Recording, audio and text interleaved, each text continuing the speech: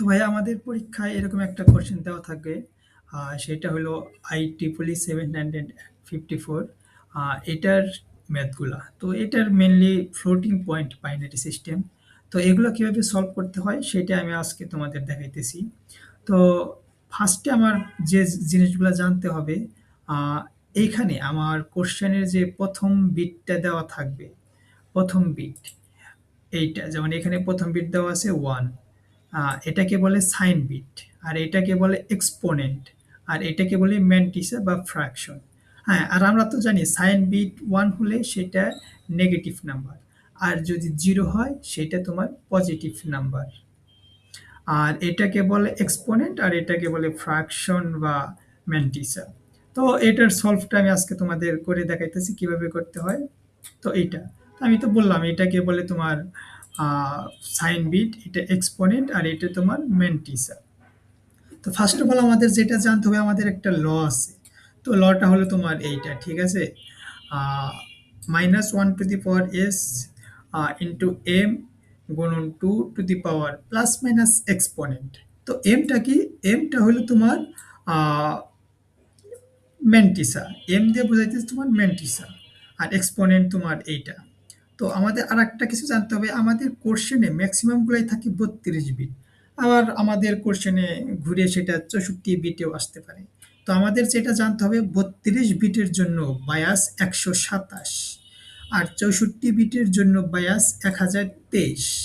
এটা আমাদের মাস্ট মনে রাখতে হবে, 32 বিট 127, 64 বিট 1023। তো ফার্স্ট অফ অল এখানে আমার কি করতে হবে, এটা সলভ করার জন্য আমার যে তোমার এক্সপোনেন্টের ভ্যালুটা দেওয়া আছে, এটা একটা বাইনারি সংখ্যা। তো এটাকে আমরা বাইনারি থেকে তোমার ডেসিমেলে কনভার্ট করতে হবে। তো এক্সপোনেন্ট তো এটা আমার দেওয়া আছে, এইটা হলো তোমার ডেসিমেল পয়েন্ট। তো তুমি এটাকে ক্যালকুলেটর দিয়ে যদি তুমি কনভার্ট করো ডেসিমেলে, তাহলে আর কি ডেসিমেলে 121 আসবে। আর অ্যাকচুয়াল এক্সপোনেন্ট বের করার নিয়ম হলো, আমার যে এইখানে এক্সপোনেন্টটা দেওয়া থাকবে ওইটার সাথে তোমার এই 32 বিটের যে বায়াস এটা বিয়োগ করতে হবে। তার মানে এইখানের আমার এক্সপোনেন্টের ভ্যালু কত? 121। 121 মাইনাস 127। যদি এটা আমাদের কোশ্চেনে যদি বলে 64 বিট, তাহলে আমরা এখানে 1023 দিয়ে বিয়োগ করব। তো যেহেতু আমার কোশ্চেন এটা বলা ছিল 32 বিট, যদি কোনো কিছু বলা না থাকে তাহলে ধরে নেব এটা আমার 32 বিট, ঠিক আছে। 32 বিট যেহেতু আমাদের কিছু বলা নাই, তাহলে আমরা 32 বিট নিয়েই করতেছি। তো এটা বিয়োগ করলাম, অ্যাকচুয়াল এক্সপোনেন্টের মান আসলো -6। এখন আমাদের সূত্রের মধ্যে আসি। তো এখন আমাদের নাম্বারটা বের করা, আমাদের যে ডেসিমেল নাম্বার সেটা বের করার পালা। তো -1 টু দি পাওয়ার s, তুমি -1 এর সাথে যদি -1 এর পাওয়ার যদি তুমি 0 দাও তাহলে সেটার মান 1, আর 0 থাকলে সেটার মান পজিটিভ। আর যদি 1 থাকে, -1 টু দি পাওয়ার s দাও তাহলে যে কোনো মান -1 এর সাথে একটা বিজোড় সংখ্যা দিলেই সেটার মান তোমার নেগেটিভ আসবে। তো এখানে মানে -1 টু দি পাওয়ার, এখানে যেহেতু সাইন বিট 1 ছিল, তুমি -1 টু দি পাওয়ার 1 দিলে এটার মান তোমার -1ই আসবে। আর এইখানের পার্টটা আসি, এইখানে কিভাবে কি আসলো। তো এইখানে যে এমটা আছে না তোমার ম্যান্টিসা, তো ম্যান্টিসার আর একটা সূত্র আছে 1 প্লাস ফ্র্যাকশন। ফ্র্যাকশনটা বলে ফ্র্যাকশন, বা তুমি ম্যান্টিসা যেটাই বলতে পারো। তো এটার সলভ করার ক্ষেত্রে তোমার এইটার সাথে আমাদের এক যোগ করতে হয়, আর আমাদের মনে মনে ধরতে হবে এইখানে তোমার 0.111 মানে সামথিং যেটা আছে সেটা ধরে নিতে হবে। মানে এটা আমার কোশ্চেনে কিন্তু দেওয়া থাকবে না, আমার এটা তোমার বুঝে নিতে হবে এটার ভ্যালু হচ্ছে 0.111। তো তাহলে আমাদের এখানে সূত্র কি, এম এর মান, এটা তোমার এই পার্টটা এক্সামে লেখার দরকার নেই, ঠিক আছে। তো এটার মানটা হলো 1 প্লাস ফ্র্যাকশন বা ম্যান্টিসা। তো তাহলে 1 প্লাস, এখন এটার মান কিভাবে আসলো, এইটাই তোমার এই মানটা, এইটাই তোমার এই মানটা, ঠিক আছে। তাহলে 1 প্লাস, যেহেতু আমার মনে মনে ধরে নিতে হবে এটার মান 0, তাহলে 1 প্লাস 011, আমার কোশ্চেনে যেটা দেওয়া থাকবে সেটাই আসবে।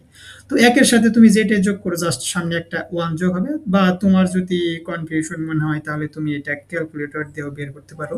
জাস্ট তোমার এইখানে যে মানটা দেওয়া থাকবে এটার আগে 0 পয়েন্ট মানটা দিবা, দেন +1 যোগ করবা। তো +1 যোগ করলে আমার এই অ্যান্সারটা আসে 1.1111011101 আর গুণন 2 টু দি পাওয়ার এই আমার সূত্রের 2 to the power plus minus exponent, এখানে আমার এক্সপোনেন্ট অ্যাকচুয়াল এক্সপোনেন্টের মান কত আসছে -6, এর জন্য 2 গুণন -6 দিলাম।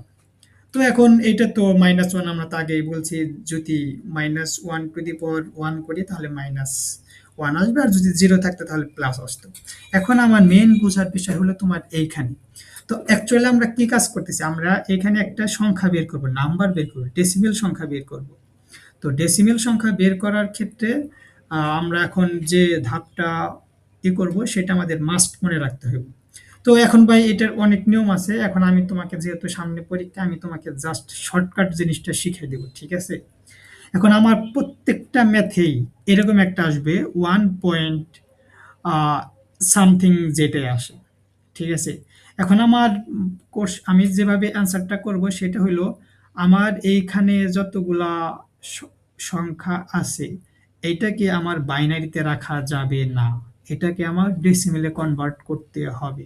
এখন ডেসিমেলে কনভার্ট করার জন্য যে জিনিসটা আমি শর্টকাটটা শেখাবো, দেখো 1 পয়েন্ট এখানে কয়টা ঘর আছে? ১, ২, ৩, ৪, ৫, ৬, ৭, ৮, ৯, ১০, তার মানে ১০টা।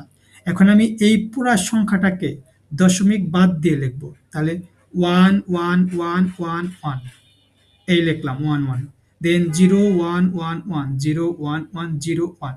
এখন গুণ, এখন আমি যেহেতু এটা বাইনারি নিয়ে কাজ করতেছি এর জন্য আমি এখানে ২ দিছি, ঠিক আছে? ২, তাহলে আমি এখান থেকে কয় ঘর ডানে সরাইলাম? ১০ ঘর ডানে গেলাম না? ১০ ঘর ডানে যাওয়ার জন্য, এর জন্য আমি এখানে -10।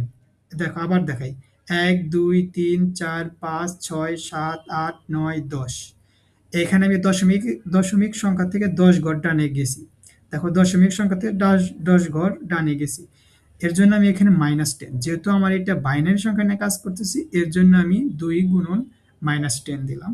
গুণন আর আমার আগের যে এটা ছিল এইটাই তোমার আর কি এখানে আসলো। এখন এটা তো রইলই।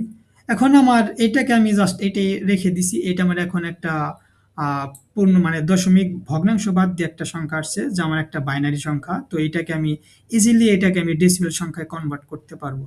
এখন গুণ 2 টু দি পাওয়ার -16, 16 কিভাবে হলো? জাস্ট এই দুইটা গুণ করছি আর কি। এখানে 2 টু দি পাওয়ার -10 গুণন 2 টু দি পাওয়ার -6, এই দুটোকে গুণ করলে 2 টু দি পাওয়ার -16 আসে। তো ঠিক আছে, এখন আমার এই সংখ্যা, এই সংখ্যাটা আমি এখন ডেসিমেলে কনভার্ট করব। এখন ডেসিমেলে কনভার্ট করার ক্ষেত্রে তুমি ওই যে একটা শর্টকাট আছে ১ ২ ৪ দেন ৮ দেন তোমার 16, তো এইভাবে তো করতে অনেক টাইম লাগবে, ঠিক আছে? এখন তুমি জাস্ট এটা শর্টকাটে তুমি ক্যালকুলেটর দিয়ে বের করতে হবে, কারণ আমাদের যেহেতু এক্সামে ক্যালকুলেটর ইউজ করা অ্যালাউ।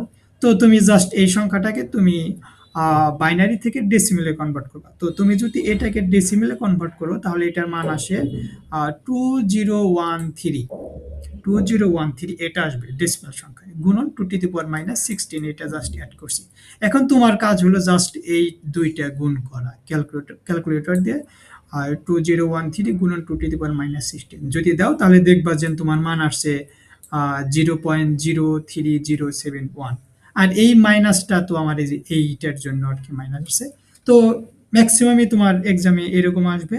আর যদিও উল্টাভাবে দেয় যে আমার একটা সংখ্যা দেওয়া আছে, ডেসিমেল সংখ্যা দেওয়া আছে, এটাকে আমার কিভাবে তোমার একটা IEEE ফরম্যাটে কনভার্ট করতে হবে, তাহলে এইটার নিয়মটা আমি তোমাকে দেখাইতেছি। তো ধরো আমার এক্সামে এইটা দেওয়া আছে 12.625, তো প্রথমে 12, তো এইটার বাইনারি সংখ্যা আমি বের করলাম নর্মালি আমরা যেভাবে বের করতাম, 12কে 2 দিয়ে ভাগ করলাম 6, জাস্ট নর্মাল। তো এটার বাইনারি সংখ্যা আসে কত?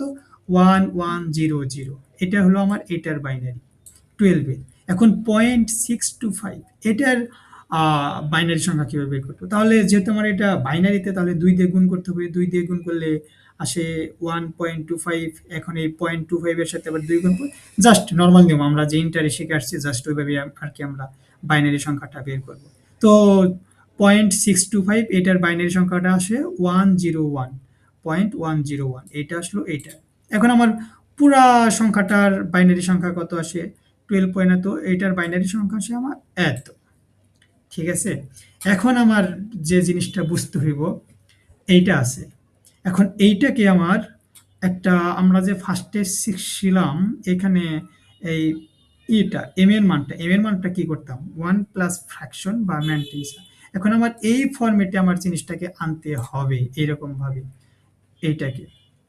তো তাহলে কি এখানে আছে এই আমার যে বাইনারি সংখ্যা 1100.101, তার মানে 1100.101।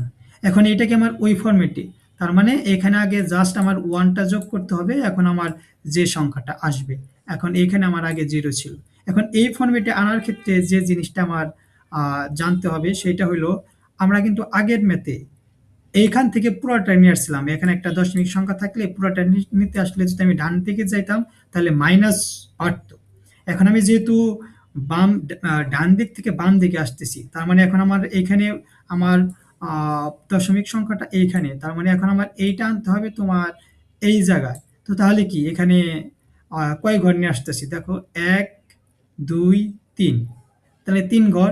তার এর জন্য আমি 2 টু দি পাওয়ার 3, মানে যেহেতু আমি বাম দিকে আসতেছি, ডান দিক থেকে বাম দিকে আসতেছি, এর জন্য এখানে আমার প্লাস হইব। ঠিক আছে, তো দেখো এইখানে ছিল কয় ঘর নিয়ে আসতেছি, মানে তুমি আরেকটা মানে জাস্ট যে জিনিসটা বুঝবা, আমার যেখানে আমার দশমিক সংখ্যাটা আছে এইটা আসবে আমার জাস্ট সব ম্যাথেই তোমার একের পরে, মানে আমার যে ওয়ানের পরে আসবে। এখন তুমি জাস্ট হিসাব করবা এই দশমিক আর এই দশমিকের মধ্যে কয়টা সংখ্যা আছে, তাহলে কয়টা, 1 2 3। এর জন্য আমি 2 টু দি পাওয়ার 3, মানে এখানে 2 টু দি পাওয়ার 3 প্লাস হইতো। ঠিক আছে, প্লাস। তো আমার অ্যান্সারটা আসলো আমার এইটা 1.1000101। দেখছো, এইখান থেকে দশমিকটা আমি এখানে নিয়ে আসছি আর এইটা দিছি নর্মাল জিনিসটা। আর এইখানে যে এক্সপোনেন্ট, এইটাই হলো আমার মেইন এক্সপোনেন্টের মান। এটা আমার এক্সপোনেন্ট। এখন আমার বের করতে বায়াসড এক্সপোনেন্ট। তো আমরা এই ম্যাথে কি করতাম, এই ম্যাথে যে সংখ্যাটা আসতো এক্সপোনেন্টের সাথে 127 বিয়োগ করতাম। এখন যেহেতু আমরা রিভার্স পয়েন্টে যাইতেছি, তার মানে এটার উল্টা, তার মানে এটাকে আমার আগে বিয়োগ করতাম, এখন যোগ করতে হবে। এখন আমার এই এক্সপোনেন্টের মান 3, এখন 3-এর সাথে যেহেতু আমরা 32 বিট নিয়ে কাজ করতেছি, এর জন্য আমি 127 যোগ করছি। 127 যোগ করলে কত আসে, 130। এখন 130-এর তোমার বাইনারি সংখ্যা কত, 130-এর বাইনারি সংখ্যা তোমার এইটা। আর এইটাই হলো আমার এক্সপোনেন্টের ভ্যালু, বাইনারি ভ্যালুটা 130 হলো আমার এক্সপোনেন্টের বাইনারি ভ্যালু। এখন আমার যে সংখ্যাটা হবে IEEE ফরম্যাটে প্রকাশ করার জন্য এখন আমার যে জিনিসটা জানতে হবে সেটা। এখন 12.625 এটা কি জোড় না বিজোড়? অবশ্যই জোড়। আর জোড় হলে তার মানে পজিটিভ, জোড় বলতে পজিটিভ বুঝাইছি আর কি। যদি তুমি এখানে পজিটিভ বুঝাই, পজিটিভ, এখানে তো নেগেটিভ না। পজিটিভ থাকলে আমার সাইন বিটের মান কত, 0। পজিটিভ মানে সাইন বিট, এইটা হলো আমার সাইন বিট। আর এইটা হলো আমার এক্সপোনেন্টের ভ্যালু। আর এটা হলো আমার ম্যান্টিসা। তো যেহেতু আমার সংখ্যাটা পজিটিভ সংখ্যা, এর জন্য আমার সাইন বিটটাকে আমি 0 ধরলাম। আর এক্সপোনেন্ট, আমি জানি এখানে এক্সপোনেন্টটা বের করছি, এইখানে যে এক্সপোনেন্ট, এখন এই জিনিসটাই জাস্ট এইখানে আমি কপি করে নিয়ে আসবো। তাহলে কত, 1000010 এটা নিয়ে আসলাম। এখন আমার এই জিনিসটা প্রকাশ করার জন্য যে জিনিসটা জানতে হবে সেটা হলো তোমার এইখানে, এখানে আমি কি করছিলাম। তো দেখো এখানে আমি কি করছিলাম, এই জিনিসটা 1.100.101, 1 পয়েন্ট, এই ওয়ানটা কই থেকে আসলো। তো আমি কিন্তু আগে বুঝাইছিলাম যে আমার এইখানের যে সূত্রটা 1 প্লাস ফ্র্যাকশন বা ম্যান্টিসা, তো এই ওয়ানটা কিন্তু আমরা যোগ করি। আর মেইন ফ্র্যাকশনটা হলো তোমার এই জিনিসটা, এই জিনিসটা। তো তাহলে মানে আমার এখানে ওয়ানটা বাদ দিতে হবে। ঠিক আছে, এখানে যে আমার ওয়ানটা ছিল এটা বাদ দিলেই আমার আর কি ম্যান্টিসের মানটা বের হইব। যেহেতু আমি এখানে আমার যে এটা বের করছিলাম 1 পয়েন্ট, দেখো এখানে 1.100.101, তার মানে এই ওয়ানটা বাদ দিতে হবে। আমি যদি ওয়ানটা বাদ দিই, এই ওয়ানটা বাদ দিলে কত থাকে, তাহলে 0.100.101, তার মানে এই জিনিসটাই তো আমার ম্যান্টিসা আসে না। তো এটার সাথে আমি যদি ১ যোগ করি তাহলে তো আমার এই মানটা আসে 100। তো জাস্ট আমি এখানে 1টা বাদ দিয়ে দেব, ঠিক আছে? আ বা তুমি এটাও হিসাব করতে পারো। এখানে আমার 1 পয়েন্ট সামথিং ছিল, এখানে আমি জাস্ট 1 পয়েন্টটা বাদ দেব। 100,101 100,101। এখন আমার এইখানে যে জিনিসটা জানতে হবে, এখানে আমার টোটাল মিলে 32টা বিট বানাইতে হবে। তো এখানে আমার একটা বিট, ২, ৩, ৪, ৫, ৬, ৭, ৮, ৯। তার মানে এগুলা দিয়ে আমার ৯ বিট, ৯, ১০, ১১, ১২, ১৩, ১৪, ১৫। এই হলো আমার ১৫টা। তো এখন আমার ৩২টা বানাইলে কত হইব? ৩২টা যদি বানাইতে চাই তাহলে আমার এখানে আরো ২৩টা তোমার এখানে টোটাল আরকি ২৩টা থাকবে। তো এখন তুমি জাস্ট এখানে 1 এ দেওয়ার পরে এখানে যতগুলা 1 থাকে জাস্ট তুমি ২৩টা বানায় নিবা। বানানোর পরে জাস্ট এগুলা যোগ করবা। যদি তুমি ২৩টা বানাও, তারপরে ধরো এখানে ২৩টা আছে। ২৩, ২৪, ২৫, ২৬, ২৭, ২৮, ২৯, ৩০, ৩১ আর একে ৩২। তার মানে তোমার এইখানে টোটাল ৩২টা বানাইতে হবে। আমার তো এই পর্যন্ত তো আমার দেওয়াই আছে। এই পর্যন্ত তো আমি এখানে বেরই করছি 100,101। এখন জাস্ট এখানে আ আ এইভাবে হিসাব করে নিয়ে আসবা। যতগুলা লাগবে ততগুলা জাস্ট 0 বসিয়ে দিবা। আর এইটাই হলো তোমার অ্যান্সার। তো এভাবেই আরকি জিনিসটা করব। আর যদি আ এগুলা যদি বুঝতে কোনটা সমস্যা হয় তাহলে আমাকে জানাও। আমি অন্য আরেকটা ম্যাথ করিয়ে বুঝিয়ে দিব। ঠিক আছে?